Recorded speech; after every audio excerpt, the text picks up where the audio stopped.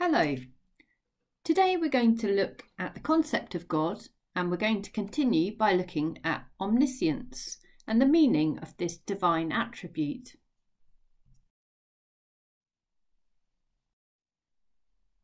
Previously, we've looked at introducing this concept of God, the God of classical theism, and we focused on God's relationship with time, whether God is an eternal God or an everlasting God, and the consequences of those ideas. We've also looked at omnipotence and the paradox of the stone and solutions to that paradox. And today we're focusing on omniscience.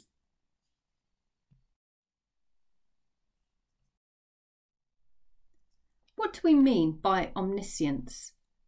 Now, from our work on omnipotence, you'll know that we have to be quite careful in what we say when we define these terms.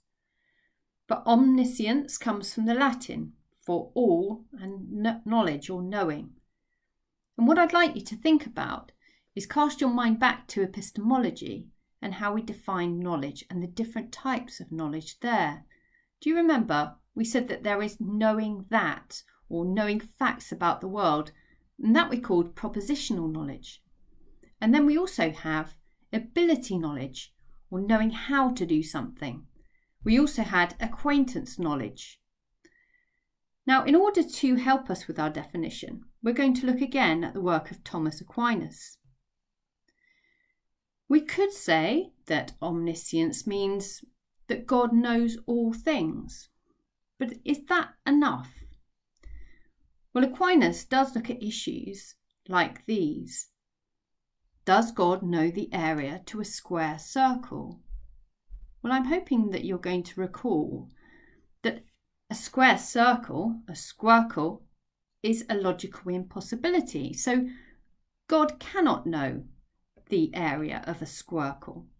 So we have to be careful with our definition and say that omniscience maybe means that God knows all things that are logically possible.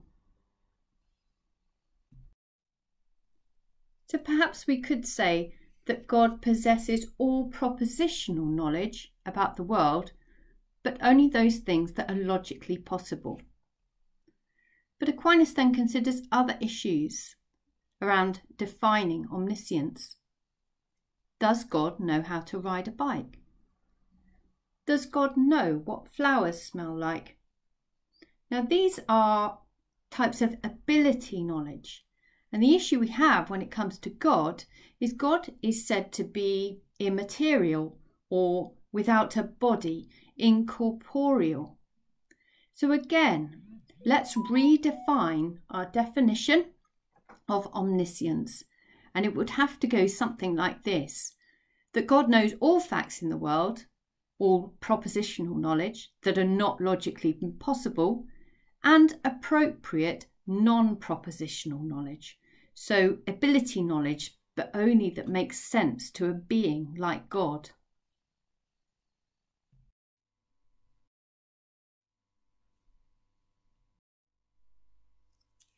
Let's look now at how God knows what God knows. And this certainly isn't in a similar way to the way we tend to know things.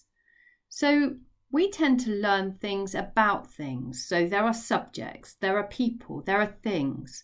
And these subjects have properties or predicates. So we learn about Nathan. We learn that Nathan has brown eyes. So we learn in a way that we put together the subject, the thing, and the predicate. So there might be, I don't know, a cow called Daisy, and Daisy might have an extra udder.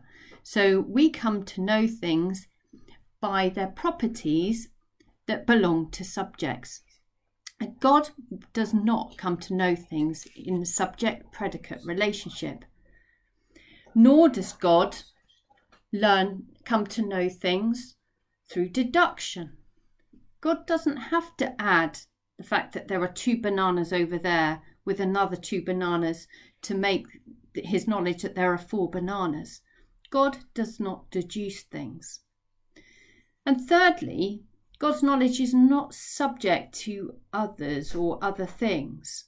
So, if God wanted to know the time and God hears Sophie say it's 11:35, that's not how God comes to knowledge. So, believers believe that God knows all things at once, immediately. And this is because of another one of God's attributes, God's immutability. God's knowledge must be complete. It cannot change, as God is immutable.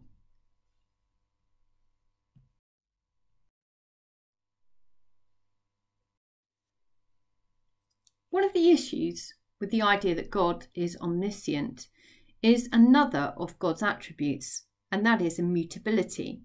It seems that omniscience and immutability do not go together. Take this example. The height of the Empire State Building is 443 metres. I know this, you know this, God knows this.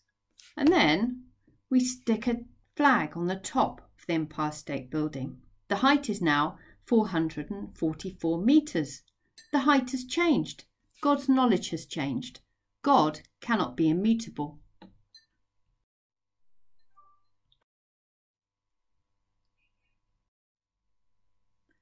Kretsman focuses in on the incompatibility between immutability and omniscience and uses this to argue against God.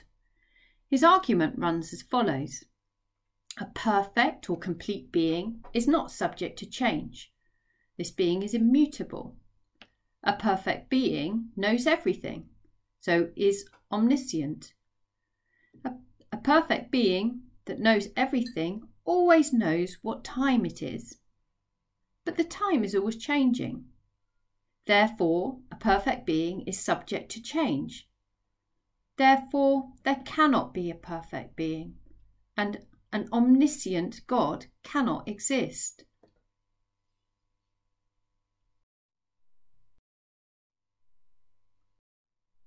So to recap then, Kretsman is saying that it just doesn't make sense to have an omniscient God who could also be immutable. Omniscience means knowing all things, and things change, so we cannot have an unchanging God. Is there any way to answer this? Well, one answer that we've looked at before is to put God outside of time. We could look at God being eternal and atemporal. This is very much the idea that we see with Thomas Aquinas. God would see everything in an eternal present, so wouldn't be subject to change. So if we have this God outside of time, there isn't a now and a then and a future, but all things together. So God could retain its omniscience and its immutability.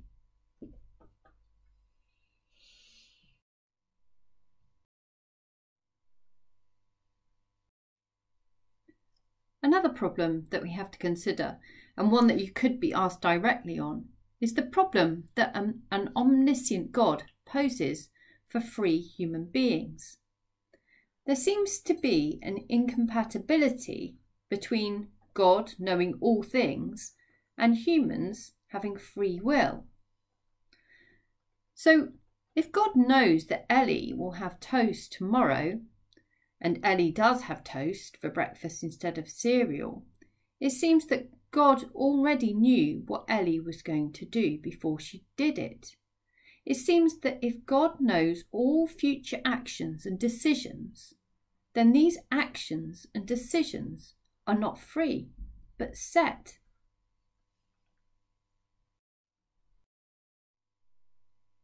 The problem of God's omniscience and human free will is outlined as follows. God knows all things, is omniscient. God therefore knows all future events. This includes all of my future actions and decisions. God knows I will finish this video this afternoon. If God already has foreknowledge of these events, then these events have to be. Therefore, my future actions are set and determined. I am not free to finish this video this morning. Therefore, God's knowledge means I am not free.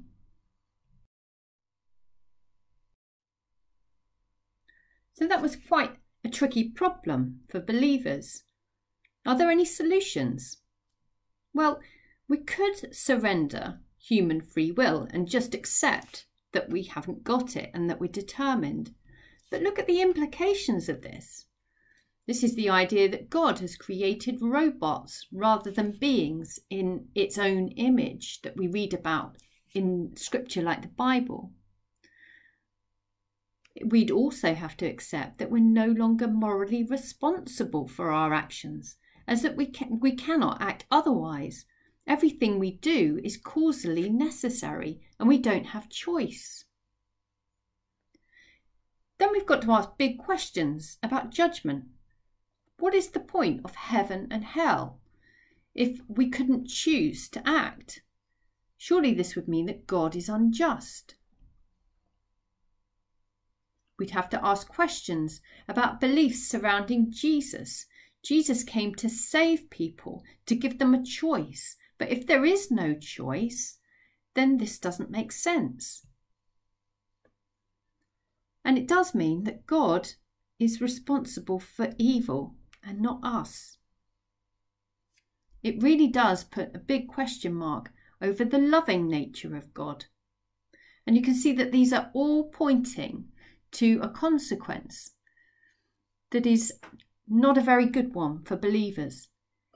It's not an idea that fits well with a generally held idea of the world, that humans are free and that they are responsible for what they do.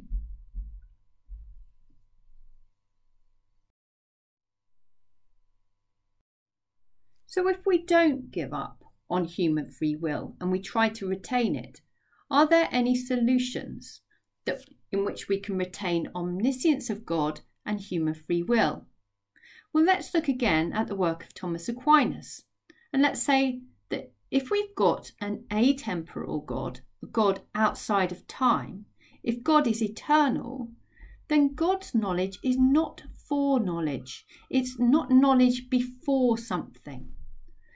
But God can still know all things at once, but not in a causal way, one in which is determining what happens. So we can be free and we can retain an omniscient, eternal God. An example of this is like an observer who sees all events, but it doesn't mean that it causes these free events. You can see this picture here. An observer might see that a train collision will happen, but seeing this and knowing this does not cause the action to happen. So God can know things without determining or setting them. So we can still retain free will and have an omniscient God.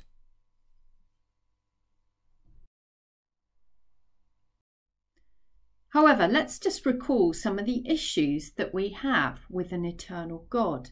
And many believers don't adhere to this type of God and much prefer an everlasting God. Can you recall what is lost with an eternal, atemporal God? In a way, we lose this God who intervenes, an immanent God, a God who is aware of our immediate needs, a God who it's worth praying to in petitional prayer to ask for help and guidance. And in some ways, we lose a personal God. So although an eternal God might be a solution to omniscience, it's not necessarily a good solution for believers.